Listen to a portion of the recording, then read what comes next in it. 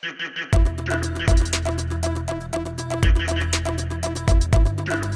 kita tak bersistem, okay? Nombor satu dia, kita tak dapat dia punya data. Nombor dua, sistem kita bercelaru. Nombor tiga, halangan dia adalah tentang kita nak tengok dia orang punya performance. Yang tu yang paling penting. Dan bila kita pakai sistem, dia memudahkan kita nampak numbers tu. Sebab kita nak besarkan bisnes, nak besarkan team. Bila nak besarkan team, nak rekrut ramai orang, tapi kalau kita tak ada sistem yang senang, akan menyusahkan kita dan menyusahkan kita lah. Contoh, just nak share sikit macam mana Shopee sale dia boleh laju, right? Macam mana Shopee dia punya customer boleh laju sebab kan dia ada good system. So kalau kita nak besarkan company, kita kena ada good system.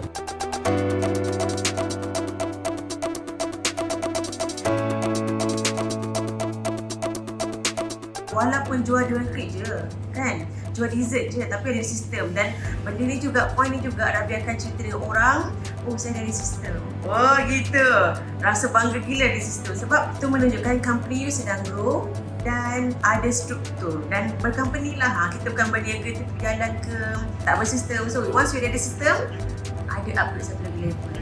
Rasa upgrade lah. Tak ramai orang jual kuih ada sistem. Kuih lah kan, kuih ke dessert ke tak ada sistem. Tapi Rabi should laju bila ada sistem.